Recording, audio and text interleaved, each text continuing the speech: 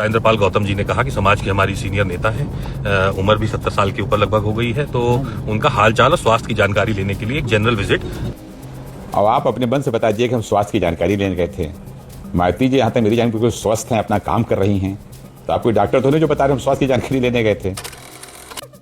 क्या कांग्रेस के सांसद तनुज पूनिया की वजह से कांग्रेस और समाजवादी पार्टी के रिश्तों में दरार आ सकती है? देश के चर्चित ब्यूरोक्रेट रहे पीएल पूनिया, जो कि कांग्रेस के एक सीनियर लीडर हैं, कांग्रेस से एमपी भी रहे, वो एक ज़माने में मायावती के भी काफ़ी करीबी थे। मायावती देश की बड़ी दलित नेता हैं, यूपी की पूर्व सीएम हैं और बीएसपी की सुप्रीमो हैं। एक खबर ने पूरे उत्तर प्रदेश, पूरे देश को इस समय सोचने के लिए मजबूर कर दिया कि क्यों पीएल पूनिया के बेटे तनुज पूनिया मायावती से मिलने उनके बंगले पे गए थे और आखिर मायावती ने क्यों उन्हें अपने बंगले में घुसने नहीं दिया, दरवाजे से ही बैरंग वापस लौटा दिया।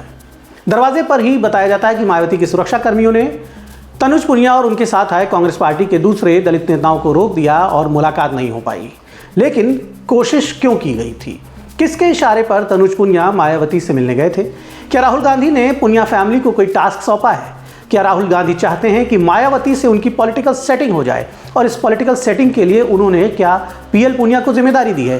पीएल पूनिया वो नेता हैं जो पहले आईएएस ऑफिसर थे और मायावती की सरकार में मुख्यमंत्री मायावती, तत्कालीन मुख्यमंत्री मायावती के निकट थे।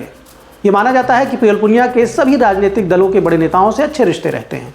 वो जो चाहते हैं, जैसा चाहते हैं वैसा करवा ही लेते हैं और इसीलिए एक राजनीतिक जिम्मेदारी निभाने के लिए उन्होंने अपने बेटे तनुज पूनिया को खासतौर पर मायावती से मिलने भेजा। इस तरह की चर्चाएं हैं, लेकिन खबर बड़ी तब हो गई जब ये बात सामने आ गई कि मायावती ने तो अपने दरवाजे के बाहर से ही सांसद तनुज पूनिया को लौटा दिया।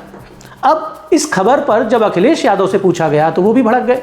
अखिलेश यादव ने चेतावनी भरे अंदाज में ये बता दिया कि कोई पार्टी ये ना समझे कि समाजवादी पार्टी को उसकी ज़रूरत है, कांग्रेस भी ये ना समझे। उन्होंने इशारों में ये बात कांग्रेस के लिए एक चेतावनी की तरह, एक संदेश की तरह जारी कर दी। उन्होंने कहा कि सभी 403 विधानसभा सीटों पर समाजवादी पार्टी अपने दम पर इतनी मजबूत है कि मजबूती के साथ, पूरे प्रभाव के साथ चुनाव लड़ सकती है। अखिलेश यादव को बहुत से लोगों ने ज़रूर ये बात बताई। अखिलेश यादव को ऐसा लगता भी है कि जो गठबंधन उन्होंने कांग्रेस के साथ लोकसभा चुनाव के दौरान किया था, उसका फ़ायदा समाजवादी पार्टी को उतना नहीं मिला, कांग्रेस को ज़्यादा मिला। कांग्रेस, जिसका संगठन उत्तर प्रदेश के ज़्यादातर जनपदों में बहुत ही कमज़ोर है, विधानसभा के स्तर पर कांग्रेस की परफॉर्मेंस पिछले चुनाव में बहुत ही खराब रही है, उस कांग्रेस से गठबंधन करके समाजवादी पार्टी ने फ़ायदा हासिल कम किया, फ़ायदा ज़्यादा पहुँचाया। अब अखिलेश यादव ये बात अगर कहते हैं और इस मौके पर कहते हैं, जब ये खबर उन तक पहुंचती है, पूरी मीडिया में इस खबर की चर्चा होती है कि कांग्रेस के एक सांसद, कांग्रेस के सीनियर लीडर्स, कांग्रेस की एक पूरी टीम दलित नेताओं की मायावती से मिलने जाती है, कोशिश करती है कि मायावती से उन्हें समय मिले और कुछ राजनीतिक चर्चाएं हों, संबंध बेहतर हों। और संबंध उस समय बेहतर करने की कोशिश हो रही है जब कुछ महीनों बाद उत्तर प्रदेश में विधानसभा के चुनाव होने हैं। यानी जाहिर सी बात है कि राजनीति में कोई भी फैसला अनायास नहीं होता और राजनीति में जब ऐसी हरकतें होती हैं, ऐसे कदम कोई नेता उठाता है तो ढेर सारे सवाल खड़े होते हैं। इसीलिए यहाँ पर तमाम सवाल खड़े हो रहे हैं तनुज पूनिया पर, पीएल पूनिया पर, कांग्रेस की भावी रणनीति पर, राहुल गांधी के पॉलिटिकल एक्शंस पर और अखिलेश यादव की ताज़ा प्रतिक्रिया पर। आप क्या सोचते हैं इस विषय पर? क्या वाकई में अखिलेश यादव राहुल गांधी की दोस्ती 2027 के विधानसभा चुनाव में भी दिखाई पड़ेगी?